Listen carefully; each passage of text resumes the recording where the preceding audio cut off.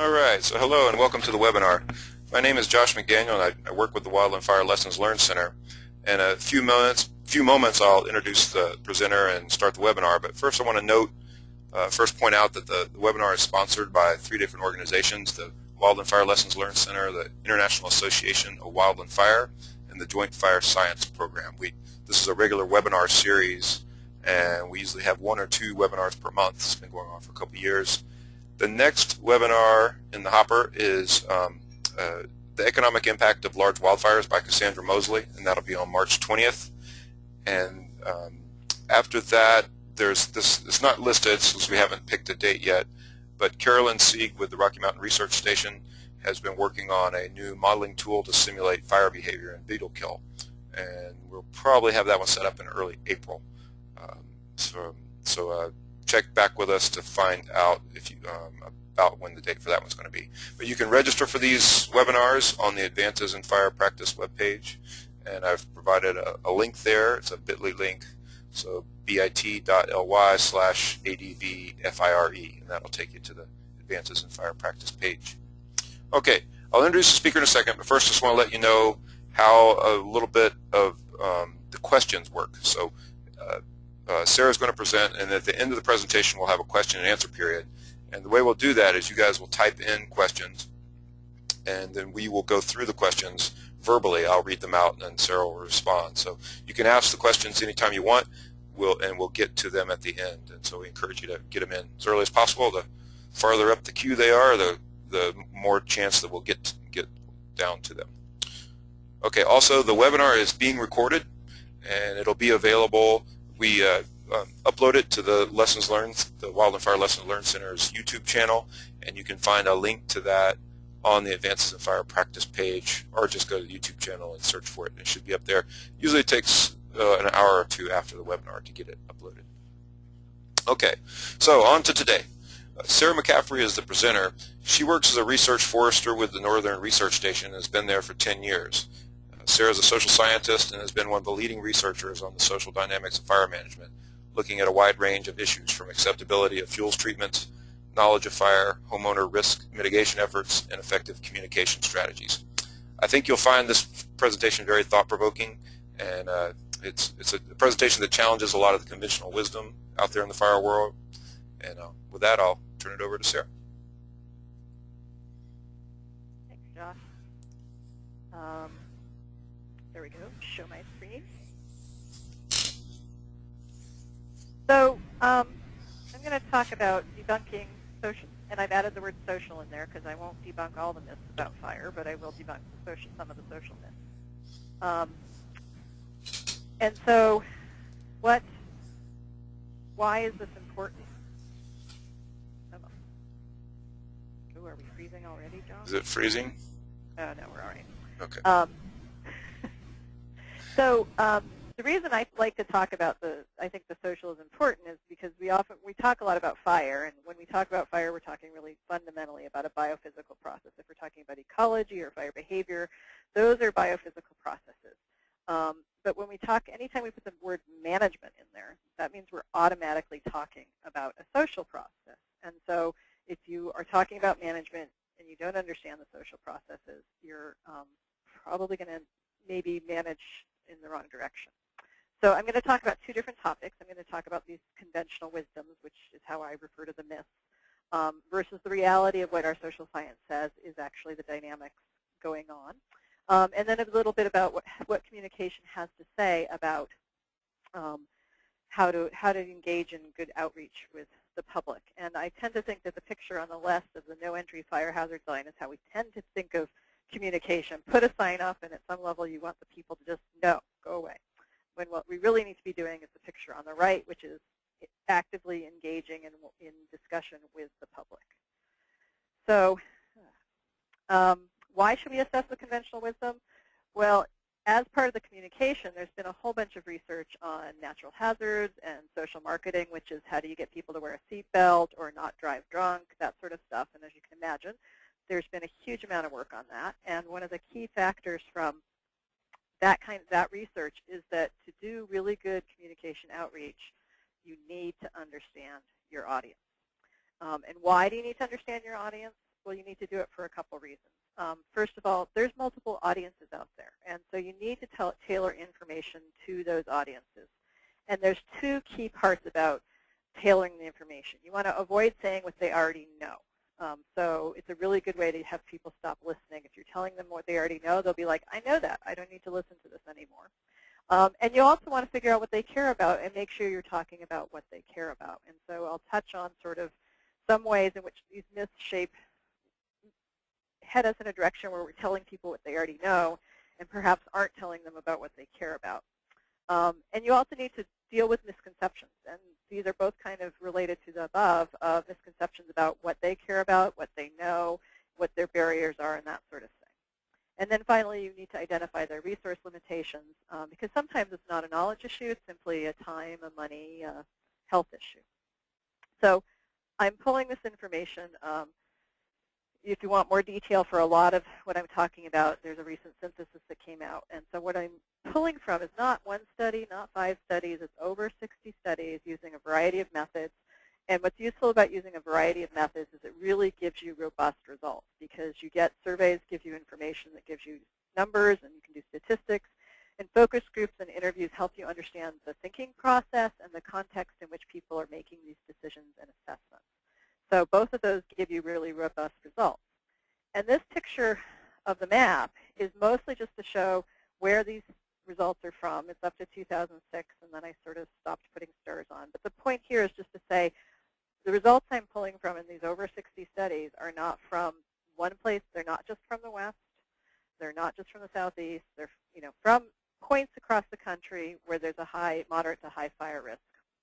And the results I'm talking about are consistent across studies and across all these sites. So it's not a case where the results are unique to the Western United States, which is often what's assumed. So the first conventional wisdom I'm going to talk about is risk, because the problem is that they don't understand the risk. If only they understood the fire risk, well, then they would do something. Then they would understand why we need to do something. And so therefore, they must not understand the risk. And actually, in many, many studies, they get the risk. The thing is that risk is a really complex and subjective concept. So yes, you will always find somebody who says, what fire risk? But in the majority of cases, in surveys, and then when you talk to people, they say, look around you, of course there's a fire risk. So why doesn't risk kind of equate out into automatic action? Well, part of it is that complexity and subjectiveness. And complexity is how you calculate it. So the definition, the basic definition, is probability times consequences. And how you calculate the probability, what's the time frame I'm using, what's the spatial extent I'm considering, those can shape the probability you come up with. And then the consequence you consider, the type of damage. Am I worried about losing houses? Am I worried about losing a certain habitat? Those can lead you to a very different probability or risk assessment. So we might all be talking about talking about fire risk, but really be talking about very different risks. And as one example of how this can play out, this is from focus groups we did in these 5 locations. And I'm going to reference the focus group studies later on, so that's the 5 locations I'm referencing. But when we ask people about the area fire risk, you can see scale of 1 to 10, it's pretty high. It's over almost 8 to 9 in all locations. But when we ask people about their house risk, it's much lower. And this is fair because A, we're talking a much smaller spatial extent, and we're talking about a very specific consequence, damage to a house. So it is perfectly rational calculation to come up with a lower risk assessment for their house than for the area. And the other thing that's going on when we looked at what people were saying is they're also taking other factors into account when they're rating their house risk. So they were saying, if you'd asked me 3 years ago, I would have said it was a 7 or an 8, but I've actually changed my roof and I've managed the vegetation around my house. So now I'd say it's probably about a 3. So that's what's also going into their risk assessment. It's not just a straightforward probability assessment. And then the other part of it is that how we respond to risk also shapes how we kind of react to it. So in those 5 locations, we had 3 focus groups. One of people who lived in the intermix, one of people who lived in the interface, and then one of people who lived in what we called vicinity. People who were in town really wouldn't lose their house directly to fire, but might maybe be affected by smoke, but really weren't directly threatened by a fire. And what was really interesting is that when we asked on the area risk assessments, people who lived in town in the vicinity had a statistically significant higher risk rating than people in the interface or intermix. And this might seem a bit contradictory because they actually technically have lower risk exposure. You think they might have lower risk perception, but they don't. So when you read what they said, what you saw were two dynamics were going on. One was balancing the benefits. So this is something that's seen in a lot of risk perception studies, which is the higher the perceived benefits of exposure to the risk, the lower the perceived risk. It's cognitive consistency. I want to live out in the woods. It's beautiful. It's peaceful. I can see deer out my window. And those are benefits that make tolerating this risk bearable. And so they make the risk manageable for them. The other thing that was going on, which to me was more interesting, was self-selection. And I think of this more as risk aversion or risk tolerance. So people who just didn't like the risk, wouldn't tolerate it, were choosing not to live out in the woods. This one woman says, it's the reason we didn't buy up there. I was terrified. So it's not just a case of balancing the benefits, but how we choose to respond to the risk. And in some cases, so raising the risk perception of people who are out in the intermix probably isn't going to do you much good because these people likely already have a really high tolerance for risk. So what all this sort of means is that higher risk perception doesn't necessarily lead to action or support. It's kind of a necessary. You have to see the risk to think something needs to be done about it, but it's not going to be a sufficient condition. So actual decisions to mitigate or to support fire management activities are going to depend on your risk tolerance and how you interpret what the risk is and your response to it, your trade-offs with the benefits, nature, privacy, and then individual capacity. How does this, do I have the money or the physical ability to help or to tolerate the smoke from the prescribed burning? This is actually the first conventional wisdom I ever ran into, then the second one, and that's that Smokey's taught the public to think all fire is bad. I bought it, went with it, and then a professor said, where's your evidence? And when I looked for evidence, I couldn't actually find it. And since then, there's been a lot of studies that have come out that show that basically, when they ask about prescribed fire, 80% see prescribed fire as an appropriate management tool, similar numbers for thinning. And what that says right there is that if they can see prescribed fire as a good tool, that automatically shows you that they can differentiate that there are different types of fire and that not all fire is bad. And we've done a few studies on sort of more like wildland fire use, and those help with indications that it's not a given that they will automatically see even a wildland fire as a bad thing. And I'll touch on that a little bit more later. But the other thing to sort of note in these studies that ask about preferences for management tools is when they ask a question about if they include an option for no management or no actions, it's always the least preferred activity. After prescribed fire, after thinning, after whatever is listed in the list, no action is the least preferred option. And then there's a whole bunch of demographic conventional wisdom out there about which segment of the population is really causing all the problems. And probably the most common one is it's all the new people. It's all the new people who are moving from urban areas and don't get fire and don't know what to do and aren't mitigating.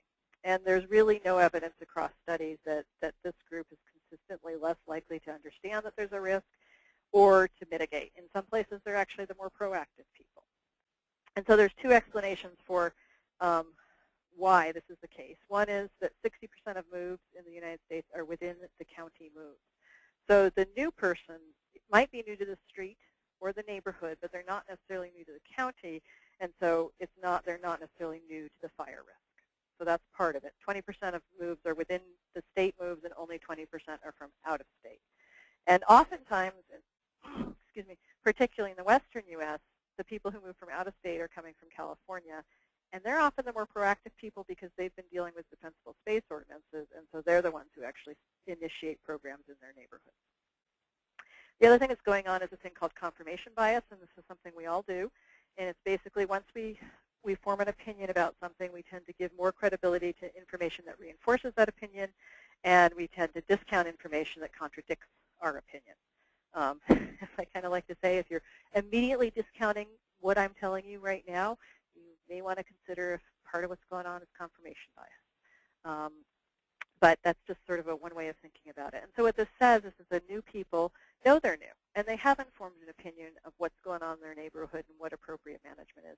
And so they're actually more likely to be receptive to new information, whereas people who've lived there a long time have decided what the issue is and what appropriate management is, and they're likely to be less responsive to new information. Part-time residents, that's another group that we often say is less likely to get the fire risk and less likely to do anything. There's no evidence, consistent evidence, that they're less likely to understand fire risk. There's some evidence that they might be less likely to do something. Some studies find no difference between part-time and full-time. A couple studies do find part-time residents are less likely to do something, but what it seems to be is not a knowledge, it's simply a time issue. I'm only here on weekends.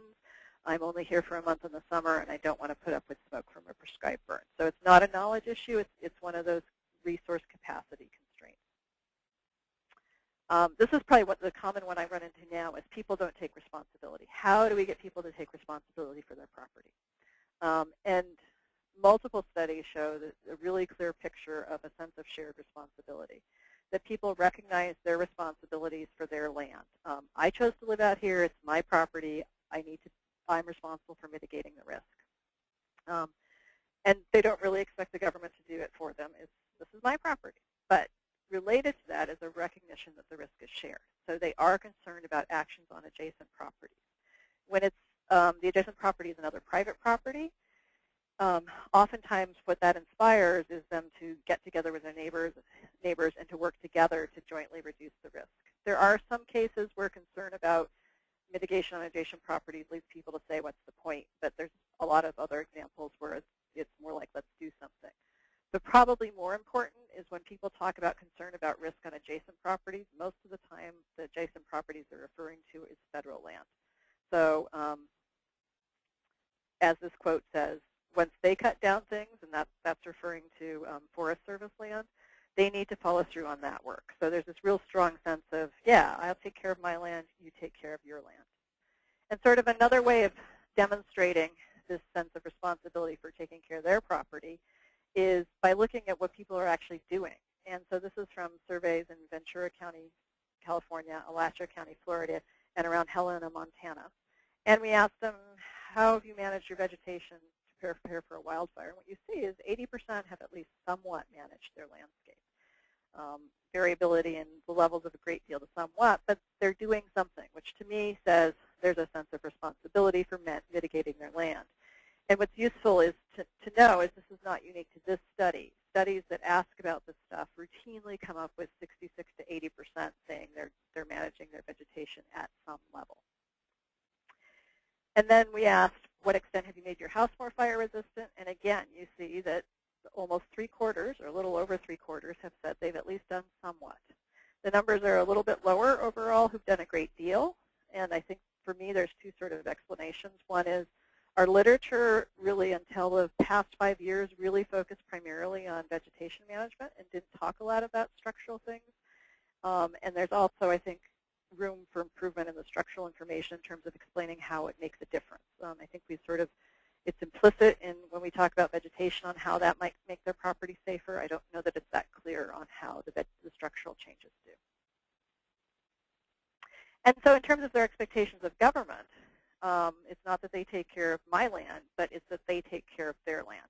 So it's this shared responsibility and shared fairness, which is if you're going to ask me to manage my land and mitigate the risk on my land, then you darn well better be mitigating it on your land. The other thing that they ask for is help understanding the risk. And this doesn't mean that there is a risk, but the specifics of it. So where is the fire likely to come from?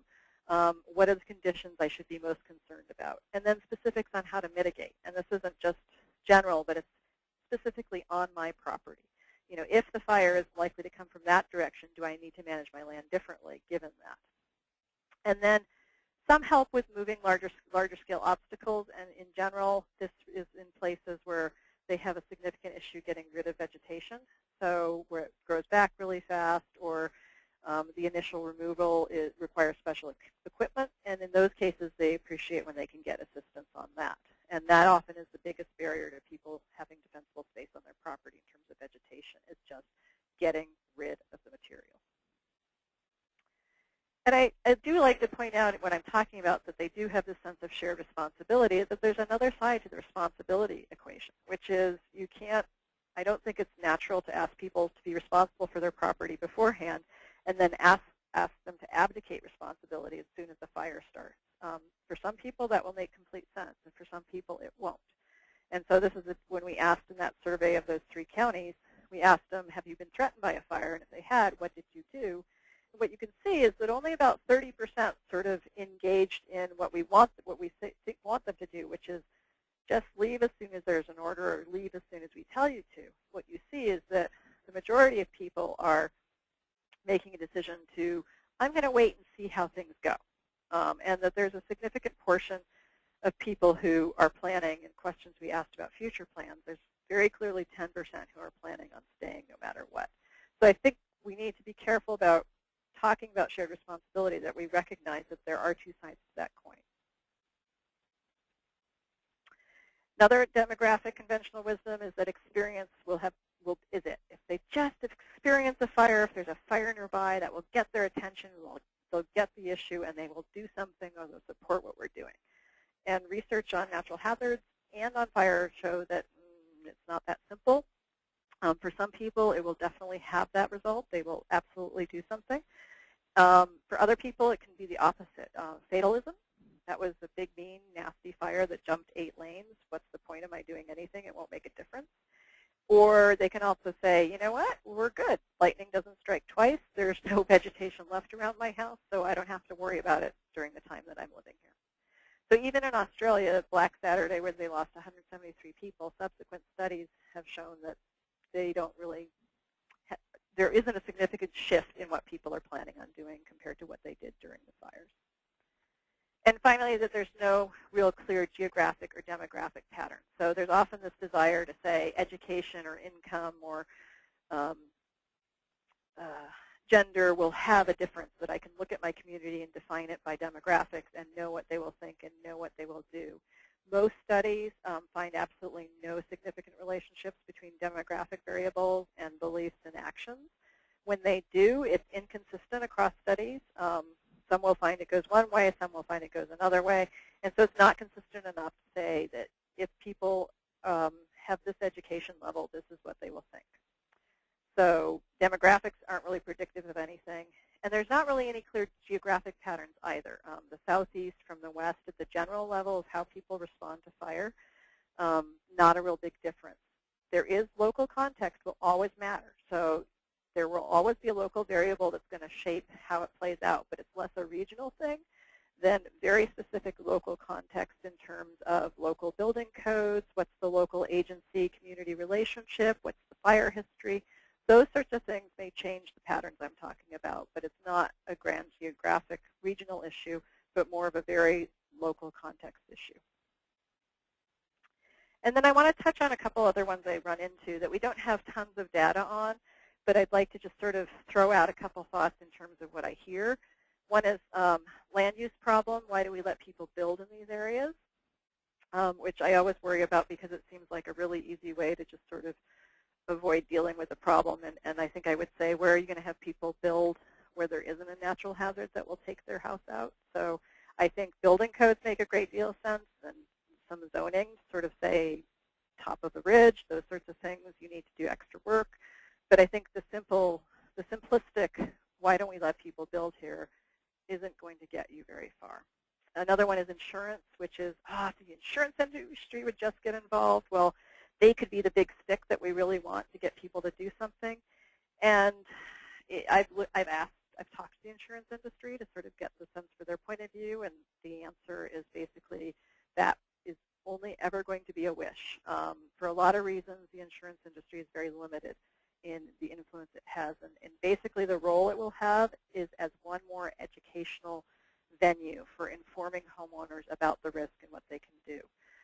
They can't really give people discounts because most of the policy is, 80% of your homeowner's policy is for liability. So even if they gave the remaining 20% entirely as a discount, on a $1,000 a year policy, that's $200 for changing your roof. That's not going to be an incentive for people. They can't really raise their rates because they're a highly regulated industry, so their ability to raise rates is not very great. Their main tool is to simply say, our exposure is too high and we're not issuing any new policies. And that might seem like a good tool, but because it's a very competitive industry, there will be another insurance company who will be there. And then finally, they don't really have a big incentive to devote a lot of resources to this because their exposure from wildfire really just isn't that high. It may seem high in one incident, but relative to all the other things that they are exposure to, hail is a much bigger loss for them than wildfire is. And then there's this question about, do homeowners expect protection by the fire department? And we don't have a lot of consistent evidence on this one way or the other. Most of it suggests that it's much more complicated than that in rural areas, most people, they kind of get it. The fire department's 20 miles down the road. Even if they did try to come here, it wouldn't help. They recognize there's limited resources. And so that's a question we need to look at more clearly, but my sense is that one's not an automatic expectation, and if it doesn't exist, it's likely because the local fire personnel are telling them that it's a reasonable expectation. Okay, so I've pointed out all these factors that don't work. So what does shape public views? There's basically two key variables, and the first one is that understanding equals acceptance. And so there's, throughout a number of studies, there's a really clear link between greater knowledge of a practice is associated with greater support for the practice and lower concern about specific negative outcomes. And I'll give you some examples.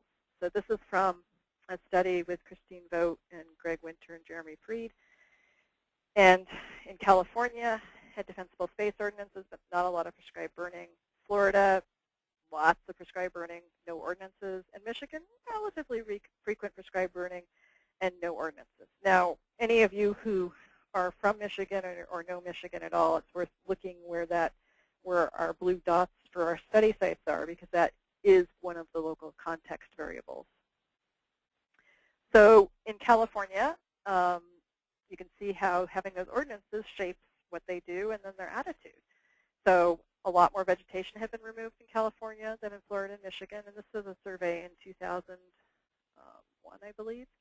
So I would actually expect the numbers to be higher now for Florida and Michigan. But you also see that in an ordinance, which we often think is people are not going to like, much more positive attitude towards the ordinance in California. And what we do find is that in a couple other studies that looked sort of at those issues, that people are actually supportive of ordinances when they think the risk is high and when the concerns about the adjacent property are enough, so when the property is fairly close to each other. Florida, which has the highest prescribed fire rate of all the three locations, also has a very high positive attitude towards prescribed burning. California is also pretty high, and Michigan's the lowest.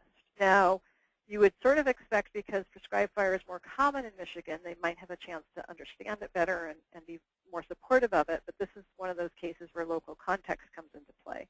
And so where the survey was done was where the Mac Lake fire had happened, which was a prescribed burn that escaped and killed a volunteer firefighter and burnt down 44 houses. And even though the survey was done 10 to 15 years after the fire, in that particular community, there was still, and I'm told there still is, huge distrust of prescribed burning. So in another study in Massachusetts, knowledge was the most significant predictor of support for prescribed burning. And this shows how the knowledge is associated with lower concerns about, or lower concern about certain issues. So those with some knowledge of it were less likely to think it was too dangerous to use, to be concerned about its use near homes, and to be concerned about smoke, aesthetics, and effects on wildlife and wildlife habitat. So the things that we often think are barriers decreased as people had a better understanding of prescribed burning. And the key part of acceptance that matters to people is really the ecological benefits. That's, across a number of studies, that's actually the key thing that people care about. And so one is examples from the study in Wisconsin, Minnesota, and Michigan. And they asked people what's the most important consideration in decisions. A much higher percentage are saying it's managing for healthy forests. That's what I want you to manage for. And reducing fire risk was most important to a much smaller percentage of people. And to me, this result sort of makes a lot of sense, because people who live out in the woods live there because they like it. They love it. They want it to be healthy. Now, we could get into a discussion about what is healthy, but that's also a place where you can actually have a discussion and help people understand what a healthy forest is. It's a positive thing to think about. It's a thing that they're exposed to on a daily basis. So there's a lot of reasons why healthy forests make sense, whereas reducing fire risk, well, there may or may not be a fire in this area. It's not necessarily something I want to think about. And so it makes sense to me that actually being more concerned about forest health is going to be more important to people than being concerned about reducing fire risk. I often think that reducing fire risk is important to us because that's what we focus on. Some other examples in that vote study in 2 of the states, California and Michigan, belief that prescribed fire improved wildlife conditions had a positive effect on approval. In a study in Oregon, smoke was seen as acceptable if it helped forest health. And then in another study in Washington State, they had focus groups, and they even had a focus group that was anti-smoke people. And in all the focus groups, including the anti-smoke group, as participants learned more about prescribed fire, and particularly the ecological effects, then they became more tolerant of both prescribed burning and of smoke from prescribed burning. 2 factors do also shape acceptance specific to prescribed fire. One is concern about escape. So in that vote study I've already referenced, we subsequently added Missouri on. And in all 4 locations, concern about escape was negatively related to acceptance of prescribed fire. So it is an issue, but in the focus groups I talked about at the beginning, there's an indication that part of it might simply be that people are getting a limited sample of prescribed burnings. So they only hear about escapes, not successes. So in the focus groups, the moderator sort of said, how would you feel if the agencies did more prescribed burning? And in almost every case, everybody said, no, terrible, bad idea. The moderator said, why? And they'd say, well, they can't control them now, can they? But what was really interesting was in almost every focus group, somebody in the group said, but I think actually they do. I think most of them go fine and they do control them. It's just that we only hear about the ones that escape. And then the group would get into a discussion about, yeah, actually, I bet you're right now that I think about it. And then they would decide, yeah, actually, now that I think about it and I realize most of them go right, yeah, they're fine. They should be doing it. I just need to be, I just need to be reminded that most of them go right, because there is an allowance for honest mistakes. So in these 2 quotes, you see that people say 5% go out of hand, or 90% of them are successful, sort of implying that there's allowances are made for an escape rate of up to 10%. So it gives a bit of room for maneuvering. But that's only when they understand that what they hear when they hear about all the successes along with the, not just the failures. And then the other thing, unsurprisingly, is smoke. But it's not a reason, it's not an issue for aesthetics or other reasons. It's primarily an issue for health. And in surveys that ask, is there somebody in your household with a respiratory issue affected by smoke or a health issue, it's very consistent. You see a response of 28 to 39%. And I talked to a demographer, and basically if you calculate out what a household is across the U.S. and what the emphysema, asthma, COPD rates are, it's basically a third of households in the U.S. have a health issue affected by smoke. So for these people, it's incredibly salient. It's very, very important to them and something that they're going to be vocal about. But for the rest of the people, 2/3 of the people, it's actually not a very big issue to them. And one of the other things that kind of comes out in the smoke studies is that there is some recognition of long-term trade-offs, that they can tolerate smoke from prescribed burns because they think it will be less smoke down the road from wildfire, and they have a sense that smoke from a prescribed fire can be managed. And for people with health issues, they kind of just need the warning to make arrangements. And that's not quite that simple, but there are indications that a lot of it is sort of working with the people with a health issue. So kind of as a demonstration of this 1/3 have that smoke is important and the rest is not, this is from a survey we did of people who had toured treatment sites, and we asked them what their treatment preferences were, and then we asked them how important different rankings were in their treatment preferences. And so the lower the bar, the more important the preference, the higher the more important the reason.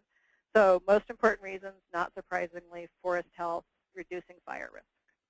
Then you get reasons about improving wildlife habitat, erosion potential, and control. And you still haven't gotten to smoke. Then you have endangered wildlife, potential wood products, scenic quality, recreational opportunities, and smoke is the least important of all these reasons. Now, the manager that I talked to looked at this and said, your data is wrong. I don't have people yell at me because of recreational opportunities or potential wood products, which is more about thinning. I have, or scenic quality even. I have them yell at me for smoke. Well, this is a mean, so this is the average of all the responses. But when you break it out into the distribution, what you see is for smoke, it's a bimodal response. So it's at two ends of the spectrum. 30% are listed it as a very important reason, and the other 70% said it was not at all or not very important. So it's really a bimodal distribution. The other factor that's really key is trust. So understanding one thing, trust is the other. And so in Vote's study, in those 4 locations, trust in government was a significant predictor of approval of a practice, and the practices were thinning prescribed fire and defensible space in all 4 sites. And in another study by Tillman in Oregon and Utah, trust in agency managers to use a practice to reduce fire risk was the only item predictive of acceptance of the practice. So they did a logistic regression and threw in a bunch of variables we think are important. And this is the only one that came out as being predictive of acceptance. And it was by quite a bit. For one of them, it was 1 increase in confidence in the manager led to a 6-point increase in, I think, trust for prescribed fire. So it's pretty significant how much that trust can shape their approval of a practice. Useful to note that government agencies are generally have a high level of credibility with people as an information source and other things. Local fire departments are generally the most trusted, but they're followed by the federal land management agencies in general. And one example comes from a study up in Minnesota. In that place, the Forest Service actually had a really high level of credibility. But much of this was a result of work that the Forest Service had done after a hazard reduction response to a blowdown. They did a lot of outreach to explain the fuels reduction efforts they were doing and why they were doing them. And I think this quote is really indicative of what good outreach can get you. The Forest Service has done a good job at keeping the public informed and asking for input. I've been a critic. Now I support them. They've made a 180-degree turnaround because they did really effective outreach to involve the public and explain what they were doing. They built that trust. So kind of to summarize what shapes public acceptance, treatments are generally acceptable if they're done by knowledgeable people, preferably locals familiar with the area. And those are both parts of trust, which is competence, that people are knowledgeable, they know what they're doing. And there's a sense that people who are locals will know what the issues are, they know where the wind changes will happen and that sort of thing. So that increases the likelihood they'll be competent and I can trust them. So if you have a practice established, so people have had a chance to understand what it is and why it's being done, and they trust those who are implementing the practice, acceptance will probably be pretty high. And I like to kind of reframe this as about respect, that people are really willing to respect the expertise of fire managers and land managers. I routinely have people say, you know, I'm not telling anybody how to do their job. You guys are the experts. You know what you're doing. I just want to know what you're doing, and I just want you to be heard. So they want to know why you're doing. They want to be informed, and they want their point of view to be heard and to understand that you're making an effort to take it into account. So if they feel like their need to be heard and to be informed is being respected, they will give the respect to your expertise. But if they don't feel like their needs are being respected, they won't feel any need to respect your expertise anymore. And I want to sort of briefly carry over to fire management. Most of the research today has focused on sort of the fuels treatment approach.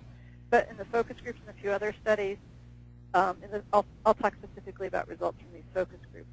We asked a whole bunch of questions about fire management, but I'm just going to touch on it very briefly. But it parallels a lot of what I've already talked about. So we asked people overall, how are we doing with fire management? And the answers we got were terrible, bottom of the barrel, not very good. And the moderator would say, why? And when you looked at the reasons why people said we were not doing a good job, they're not thinking about actually firefighting. They're thinking about what we're not doing before a fire. So this goes to my point earlier about there's a desire for active management on the forest. We're treating the effect by fighting the fires, but we're not treating the cause of what's causing the fires. So the key things not being done before a fire is this lack of active management. People routinely were saying the forests aren't healthy, they're too dense, there's a lot of dead trees or weak trees. There's too much underbrush. We need to go out and treat the landscape. The other thing that we're not doing enough of beforehand is education, sort of to do the outreach about what's being done and what people can do. I will note that when we asked what we're doing well, a fair number also said education. So that was kind of one where we had dual answers. But to sort of quickly summarize the results of this fire management discussion, basically what comes out of it is that fire management equals forest management. That's what people are thinking about when they think about fire management. It's not just firefighting. And that overall, we're doing a reasonable job about communicating about prevention and mitigation needs, but there's still room for improvement, I think particularly in the information about structural effectiveness of structural actions. There's a lot more confusion around issues of actually fighting fires in terms of understanding how things work and what's working. There's a huge amount of faith in firefighting resource availability and the role of planes. I think that's one of the few conventional wisdoms out there that's probably pretty accurate, is the space and the effectiveness of airplanes. And there is a willingness to make trade-offs if they understand the process. So we actually asked a whole bunch of questions about wildland fire use or letting fires burn. And basically people became okay with it once they understood the entire process. So it's, again, this idea of if they understand what the treatment is and why it's being done, the amount of planning that goes into it, then they were very supportive of a lot of things that we talked about. But they first had to understand the process. So to kind of summarize what I've been talking about in a graph, we start out with this idea of, this is kind of where a lot of people start. It's the level of fire risk. If they understood it, then they'd accept what we're trying to do. But that's really only a tentative link. The real key factors that come into it is understanding. Do we understand what you're doing, particularly the ecological benefit? But risk reduction will be important to people. To some people, it might be more important. There's some indication that cost effectiveness is also important. Concerns about outcomes also come into play, particularly for prescribed fire, escape and smoke. But there's other concerns about aesthetics and other wildlife habitat. But it's useful to know two things. One is, a lot of times these concerns are not a negative. They're actually the reason why people support a practice. So oftentimes people say they like the thinning or they like the prescribed fire because it benefits the wildlife habitat or because it improves aesthetics. And the other thing is, even if it is a negative, often that understanding, as they increase their understanding of it, the perception of a negative concern decreases. The other factor that comes into play, shaping acceptance, is trust and views of, are these people credible? Are they competent? And then there's a question mark of what shapes trust and understanding. I'll talk about that in a moment. And that's kind of a no-duh, it's communication, which I've already sort of alluded to. So one of the first things to think about when we talk about education or communication is there's a tendency to think, if we just give people the information, that will get them to change behavior or change their norms of what's appropriate. And that's not really how it works. Providing information, it's called the loading dock model, that if we put it out there, they will come and pick it up and use it. And that's not how it works. What providing information can do is increase awareness. So it can make people more aware. But that in and of itself will not lead to changing behavior or changing social norms. So what does lead to behavior change in terms of communication? There's often a desire to use mass media. TV, radio, news, those are all really practical, cheap, relatively cheap ways to reach people. It's great for raising awareness. It's not really that great for changing behaviors. The one exception is brochures, because those can give a level of detail that once they've decided to change behavior, they can use it as a reference document. What really does change behavior is interactive communication. It's going out and it's talking to people. It's really, if you want to change behavior or social norms, it's the most effective means, particularly when you're dealing with a really complex topic. And that's because it allows you to ask questions, it allows clarification. That goes both ways. People can ask questions and clarify what the issue really is. And in turn, you can clarify what their issue really is and what their perception really is. And sometimes people are talking across purposes, but by interacting, they can find that out. It's particularly helpful with expert information sources. As I said, people really do respect the expertise. They want to get their information from fire people. That's where they want it, and that's what's most effective. And then interactive communication is also really important because it helps build trust. and just sort of to think through how it helps build trust. There's a lot of research on trust. And there's kind of, depending on how you frame it, there's basically three main components of trust. And you can describe it in different ways, but three ways of describing it are competence, benevolence, integrity. And I've given you some examples of what these are made up of. So I've already sort of touched on competence. That was what was found in the Toman et al. Study as being a key factor shaping people's acceptance. But what I've underlined in each of these are a key part of competence is engaging in adequate communication. Are they competent? Are they talking to us? Are they open? Demonstrates that you care and have a good intentions towards people. And then are you transparent? Are you comfortable with what you're doing enough that you're going to be transparent and tell us, and demonstrates integrity? So those are all three things that having good interactive communication can foster a better view of competence, a better view of benevolence, a better view of integrity, and so that's how it increases trust.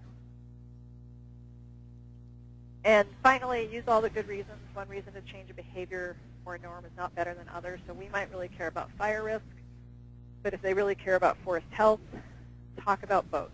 Figure out all the reasons why something is being done, and use them all, because what motivates one person will not motivate another. There's a lot of other reasons, but I recommend that other document to find some of the other things to do. And so then the answer to the question mark is the communication process. And interactive, transparency, those both foster trust, those both increase understanding, which both then in turn lead to better acceptance of fire and fuels management.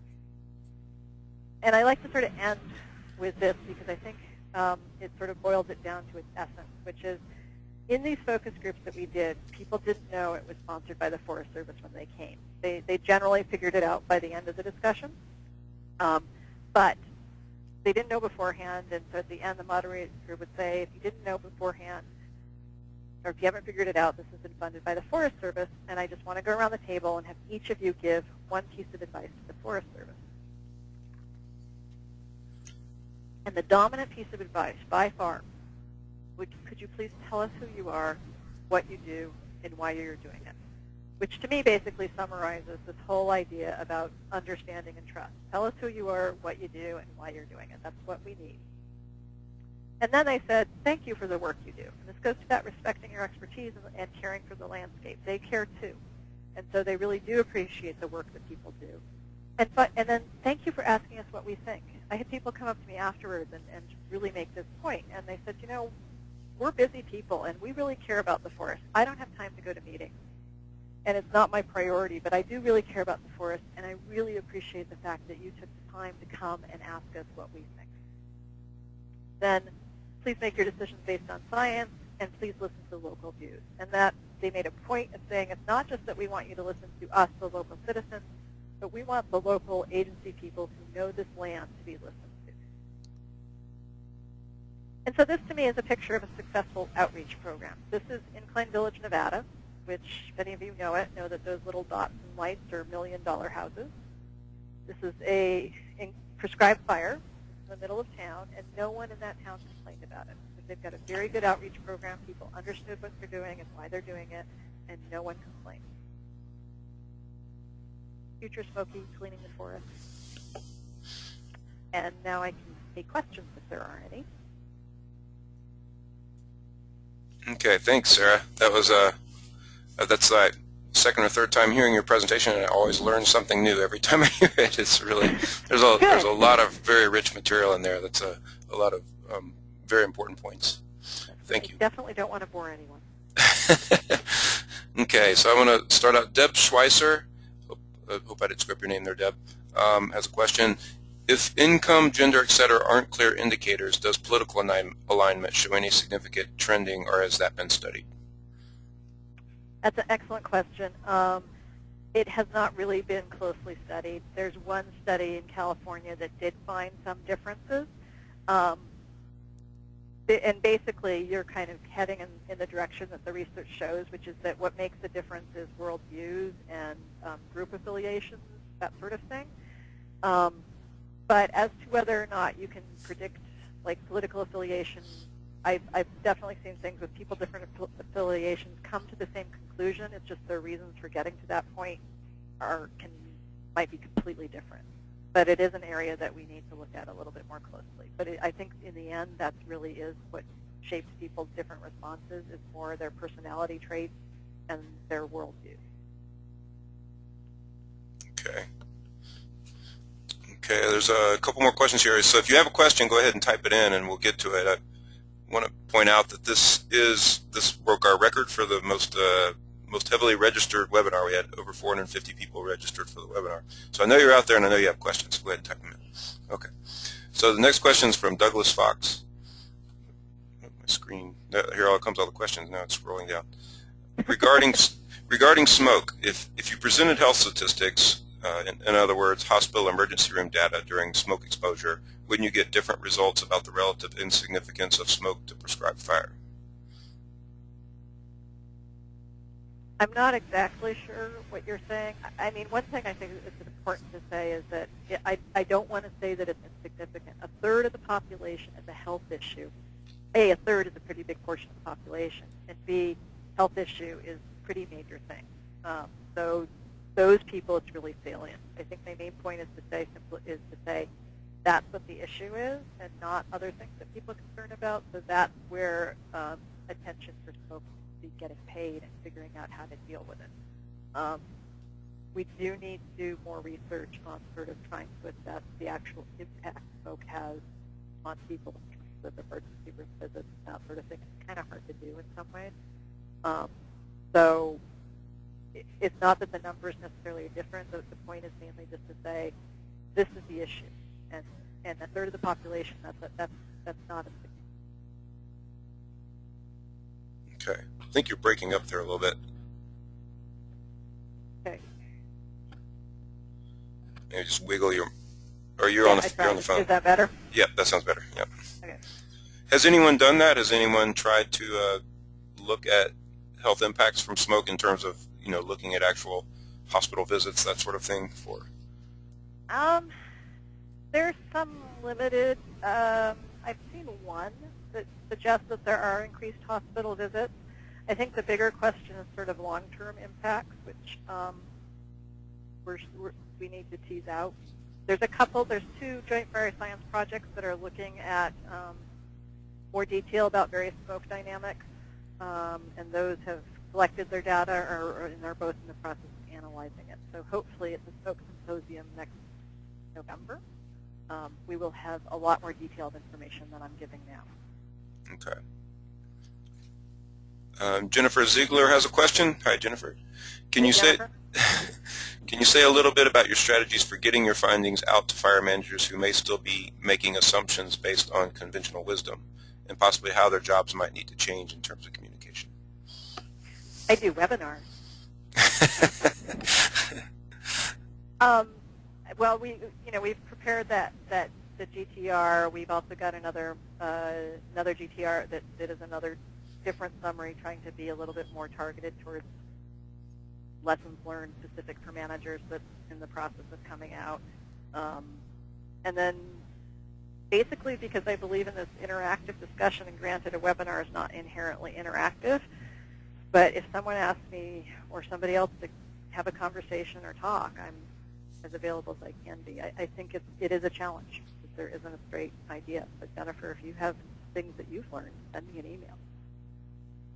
Okay. This is sort of a related question. It's from Robert Kowalski. How can existing written communications be improved to move people in the way to take action, or are communications too complicated? I think existing communication can be improved. I mean, I can say that the non-interactive is not, interactive is the best, but it's not always feasible. But I think that what we tend to do is take the written materials we have and just recycle them at some level, and I think there are places we can take what we have and say, how can we tweak this better?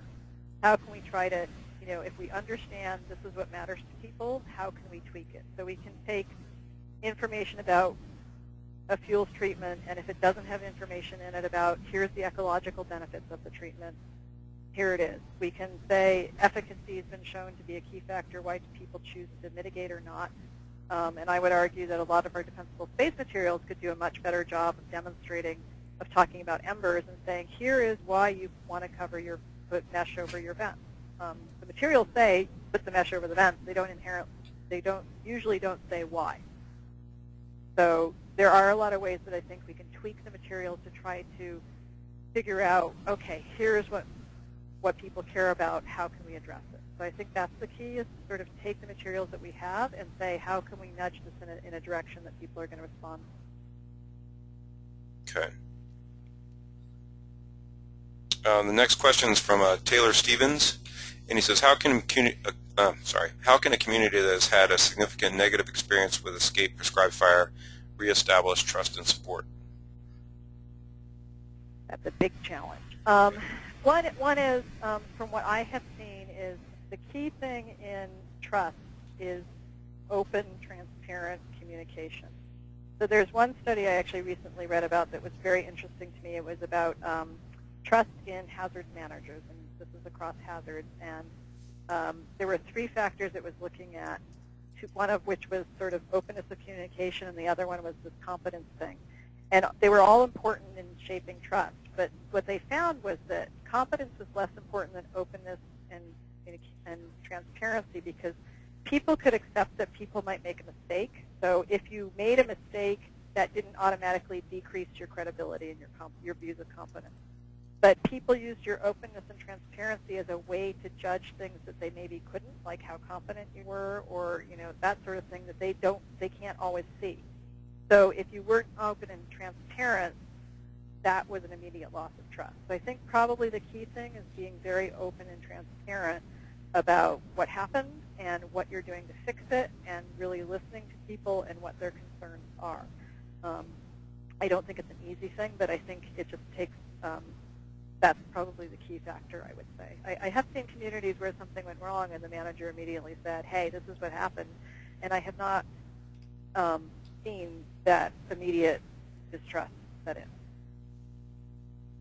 Where I've seen distrust really stick is where they have heard a story that was not true, and people can sense when something's not true, and trust me that whatever story so they will make up a story to make sense of it, and trust me, the story they make up will be worse than what really happened. Okay.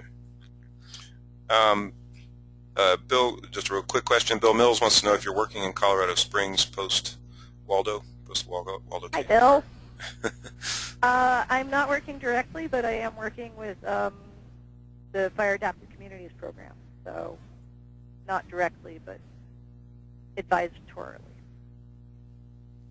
Okay. The next question is from Jesse Duncrack. Given the emphasis being given to the cohesive strategy and the communication plans for each of the 3 regions, how successful do you think these efforts might be to change behavior and understanding? Well, without having seen the details on all of them, I think I would say I think it depends on the type of support and resources you put into communication. So what I have seen on several of them is that a lot of that when they come up with their original plans, there's equal attention paid to the fire response, the field treatments, and the fire adapted communities. But when it comes down to action plans and trade-offs and where they're going to put the resources, they tend to get put into the action items that we've always done and we know how to do in terms of fuels treatments and figuring out how to do a better response, and that what goes out the window is any support for outreach and that interactive communication. So I think how successful it will depend in large part on how well active outreach is supported. Okay. Russ Hobbs asks if the webinar is going to be available online, and I can answer that one. Yes, we're recording the webinar, and after the webinar is over, we upload it to the Wildland Fire Lessons Learned Center's YouTube channel. And I've sent a link out there in response to the question, so if you have access to that in your questions or your chat box, there's a link there. So on the Advances in Fire Practice page, you can find that. And just to Google Advances in Fire Practice, it should pop up. Okay. Next question is from Clifton McKay. Would you expect that these results would be similar outside of the United States, for instance, in Canada? Yeah, I would, in terms of the basic dynamics of understanding and trust. I do a little work. There's a few studies from Canada, and they're finding parallel ours.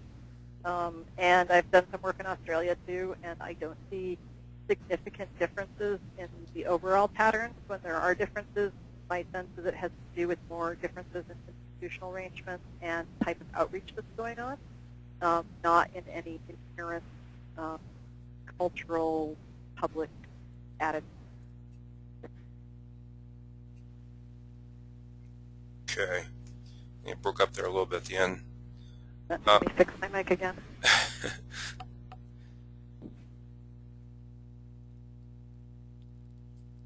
And the next question, this is an interesting one. You covered brochures. Any research in the works as to the effectiveness of using social media to communicate fire messages? There's some. Social media is new enough that there's not tons of research on it. The social media questions that I'm familiar with has been focused more around use of social media during an event. And so in a study with Toddy Spielman, we asked people in 4 different communities after a fire how they'd gotten their information. And the social media basically came out less than 15%. Some locations it was like 5% actually used social media. And that was even in Boulder, Colorado. We did the 4 Mile fire because I thought any place that uses social media will be outside Boulder. I grew up in Boulder, so I can say that. And actually, they had slower use of social media than Lake Isabella in California. But the thing is, social media is going to depend on what the source is. So what we found in those studies was that not really high use of social media to begin with, and it was not seen as trusted or useful. So people can distinguish the fact that social media and where it's coming from. And that was, I think, in 2010 when we did most of those surveys, when I think a lot of the social media, a lot of the agencies still weren't using social media a lot. So I think if the social media comes from official sources, it will be useful, but that's only if, particularly if we're talking during an event, it's timely. So people want to get their information from an official source, and so if the official source is through social media is a great tool if it comes from an official source. But if it's not timely and in the time frame they need it, they will go to a different source. So I think social media has a role, but I don't think it's one of these silver bullets either. Right. Okay. Chris Siegel has a question now. I was in terms of interaction. What's that? Sorry, you went out for a moment there. Okay, sorry. I said the next question is from Chris Eagle, and it's similar to a question I was thinking about, and that's in terms of interactive communication. I worked in extension for a while, and it seems like every time you had an event that was interactive, it was the same 15 people showed up to every single one of those events. And so Chris asked, he said, interactive communication is key, but how do you get people to attend and engage in the first instance? In Australia, we have good attendance when a fire is on the landscape, but limited numbers prior. Right, and that's kind of the one point I didn't make with experience is it doesn't necessarily change behavior, and it's not an inherent good. It does open a window where things become more salient, and people will pay more attention, so you're more likely to get their attention for about 3 to 6 months, but that'll go away. So it's not surprising you get more people at the meeting. I think it's a danger to assess the response to what you're doing by meeting attendance.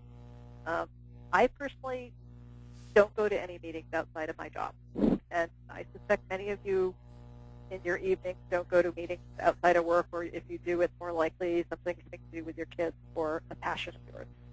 So what you're getting at the meetings are sort of the most likely, in my opinion, to be what we call the spark plugs of community, and those are actually people who are really integral to a community and to a program. So even though you have 15 people at a meeting, there is research showing that a lot of people go home and then talk to all their neighbors. So you may have 15 people at the meeting, but if each of those people are talking to 5 or 6 of their neighbors, you actually have 60 people at that meeting. So don't assume that because you only have certain people at the meeting, that's the only people you're reaching. And what you need to do, I would say, is find out if the people who continually come to the meeting, if you can leverage them. If they're members of the community and they're part of the community network, how can you leverage them to disseminate the information for you? Okay. Free beer. That's always a good one. Well, yes, free food. Free food is always good.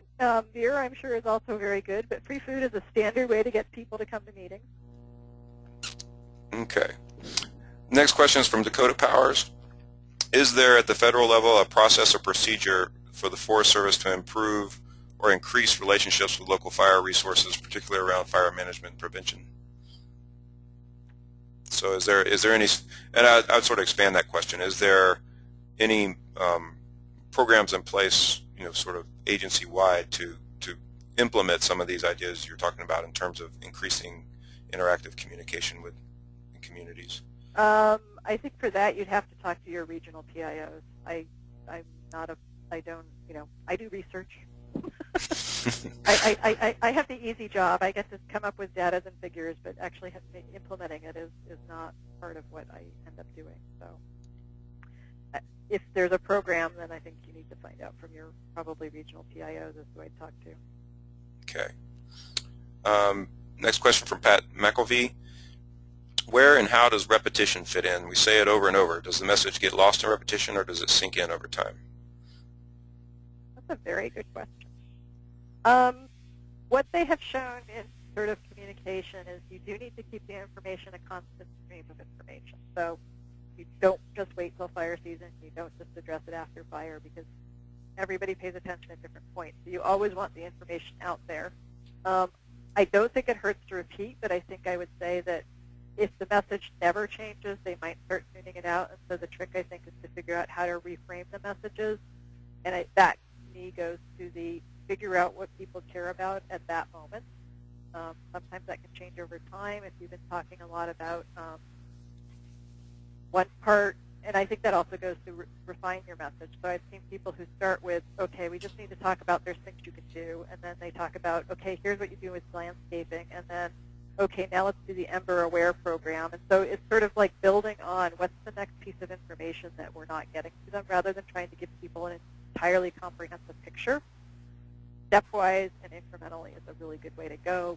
That way you get the information out there continuously, but you're also continuously giving new information out. But that's a really good question and a big challenge. Okay, next question is from Mark Melvin. Hey, Mark, how's it going? Mark's a former webinar presenter here. Is there a trust difference between public versus private landowners' use of prescribed fire? So a difference between public agencies or private landowners burning? That's a good question. Most of the studies talking about prescribed fire focus on agency prescribed fire. So I really don't know if there's a trust difference. My sense is that it would, again, I suspect they'd actually probably have more trust for agency people, simply because there's a little better signs of competence. But I think in the end it's going to boil down to competence, credibility, and what the habits are for that area. So I could see ranching communities where people have no issue with their neighbors doing prescribed burning. So I think it's going to, again, depend on the same factors of do we trust their abilities and their competence to do what they're doing. But there isn't research doing that distinction. Sounds like a good research question there, especially like looking at places in the South and things like that. Okay, so next question from Brad Hawks.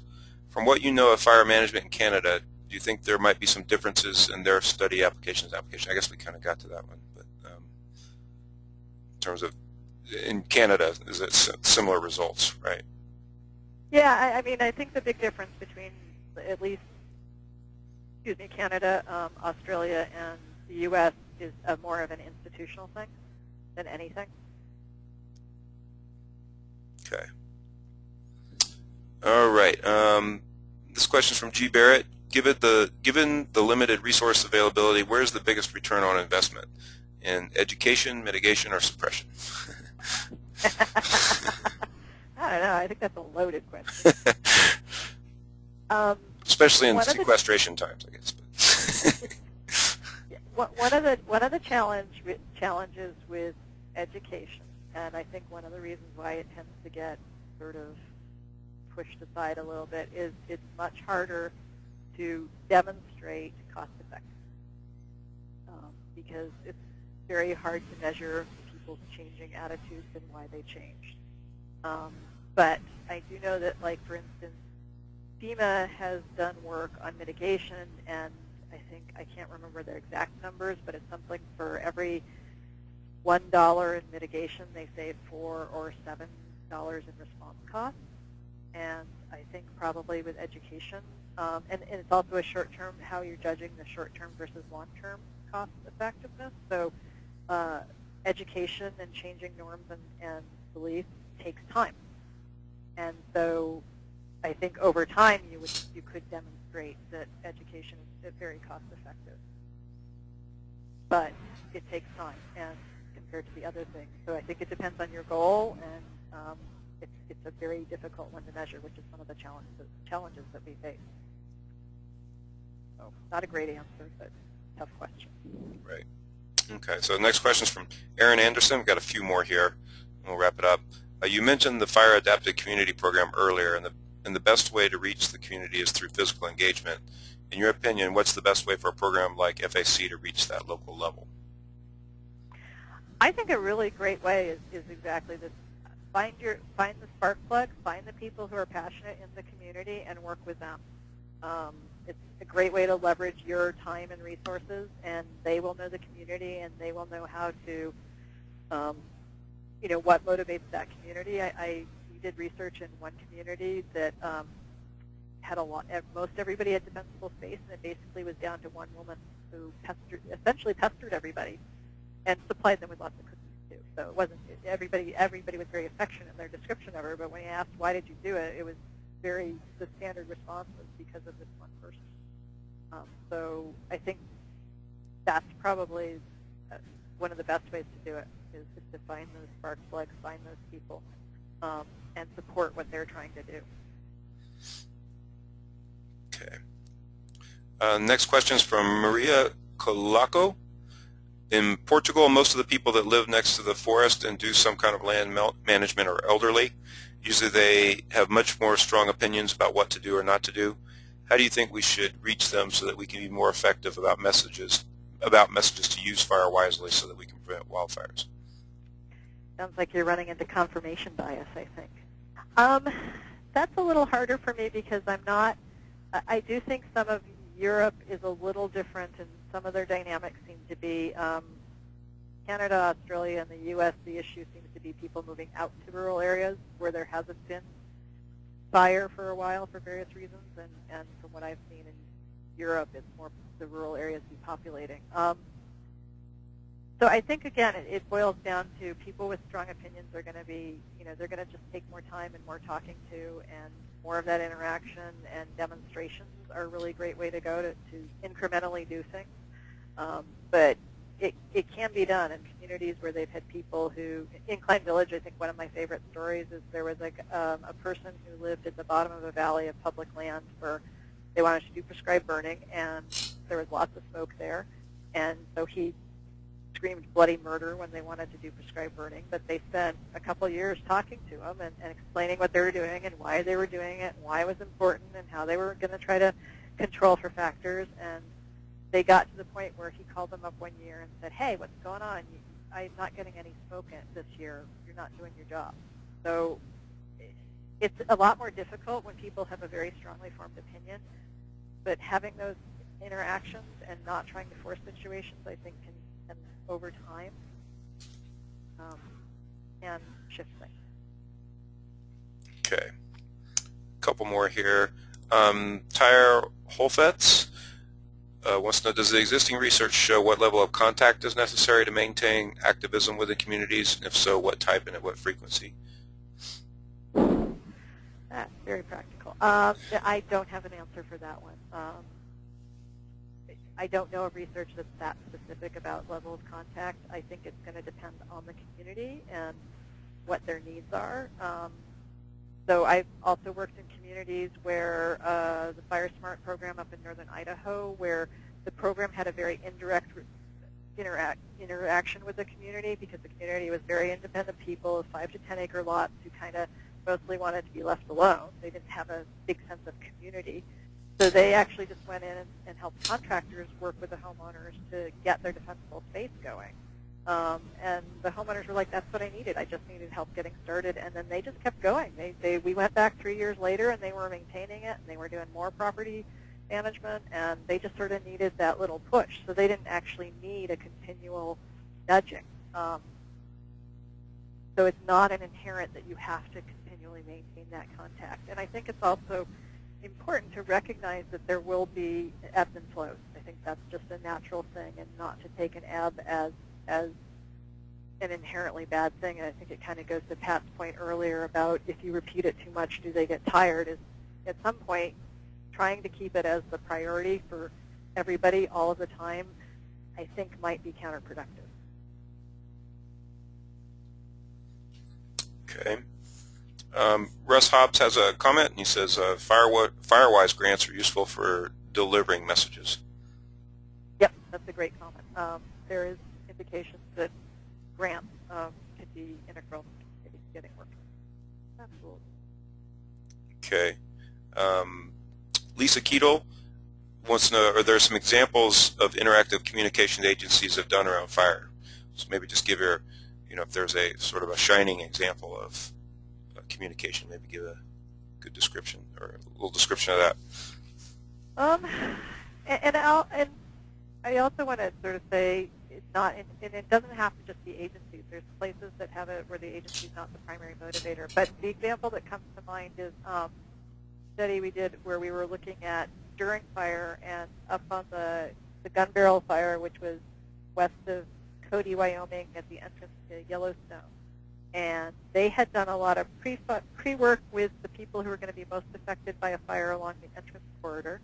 And so they'd help them mitigate their properties, and they had conversations with them, and they told them and the community and had a media team come in and done a tour of the back area to say, okay, here's what's going on in our back country. We have a huge beetle kill, and the terrain's really steep.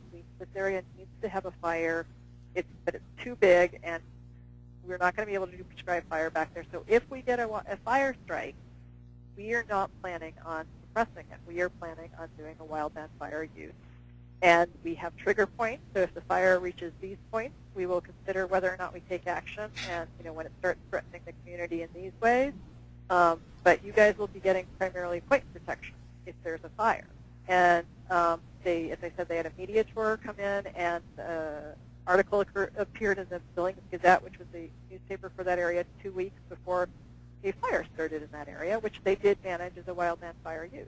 And we talked to people in the area, and they were like, yeah, they told us this is what was going to happen. So they weren't surprised. Some of them weren't entirely comfortable with it, and that I think was more their risk aversion. They just, really kind of just wanted that certainty of knowing the fire was out. But they understood why it was being done, and so they were not outraged about it. So, and we met other people, including lodge owners whose livelihood was being impacted, and they were like, now we understand why they're doing it. They told us ahead of time. We get it. So I think that was a really good example of sort of very proactive. Here's the management we want to do. How can we help people understand what we're doing? How can we help them feel comfortable with what we're doing? And they really made a big effort to do that, and I think in the end it paid off. Okay. Well, Sarah, I think we've kept you long enough here. There's quite a bit of questions you just worked through there. It's a good question.